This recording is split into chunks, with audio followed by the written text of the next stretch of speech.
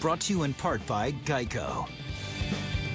Well, with Papa VB welcoming his new son, we conduct the heavy hitters from here and at our Beacon Hill studio. Cosmo Macero from O'Neill & Associates and Peter Kadzis, senior editor at WGBHnews.org. Gentlemen, good morning, and let's hear it for Owen Xavier, a future heavy hitter for sure. Absolutely, absolutely.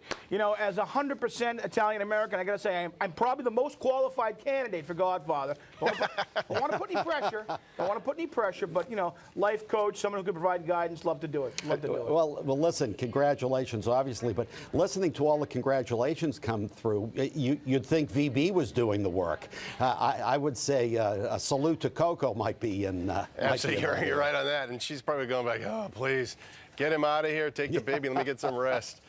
No doubt we're going to make room for the fourth hitter. Got to have him in there for sure.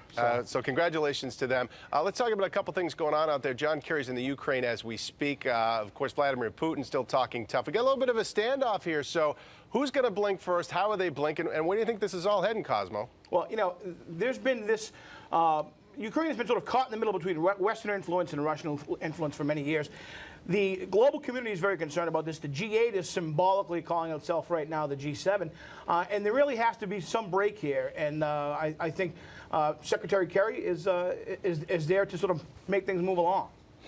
Yeah, I think, Gene, that I think that Crimea is gone. I think what we're going to see is that historically that's been part of Russia. I think what we'll see is in a few years, Ukraine will have a vote to join Russia. I think the troublesome question is, will Putin move more troops into eastern Ukraine? That's the issue, and I think that's what Kerry is there showing the flag, hoping to stop. So do you think he wants a Ukraine, a Crimea, or both? He definitely wants Crimea. I'm not sure about the Ukraine. Listen, the tough thing here is we can talk tough, but this is like if the United States invaded Canada. No one in the world would like it, but no one could really stop us. In Crimea, he's got a strategical naval base there for Russia, and I think that's maybe his major concern right now. So Cosmo, might that be a negotiating point for him? Look, you give me that, and then we'll back off the other stuff and maybe keep Ukraine and let it remain independent? I think it probably is. The difference in military might here is immense, and the global community is watching that, so that could be a point where they have discussion. All right, let's shift gears here a little bit. And you guys both covered business news, so I'm curious to know what you think about Apple CEO Tim Cook basically telling those who aren't believers in climate change, we don't want you investing in Apple. Now, Peter, is that a smart thing to do, turn away potential investors? I mean, especially Apple is the poster child for capitalism. It's certainly unusual.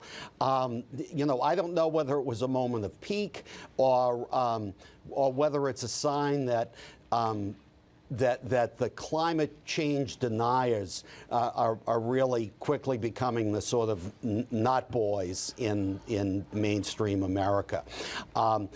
It's very hard to say. It's an unusual move. I actually think, Gino, it's a little bit less about climate change and more just about principles, and the idea that Apple as a company will stand on its principles, whatever it is, and not always make, as Tim Cook told this this investor, not always make the decision just based on return on investment. He got very upset at this meeting, which is uncharacteristic of him. So he's talking about company principles and doing the right thing and saying, you know what, if you don't want us to stand on what we think are our principles, then yeah, dump the stock. It's quite a big challenge. It is, as Cosmo just alluded to. It's also, it's hearkening back to the old days of a more idealistic company.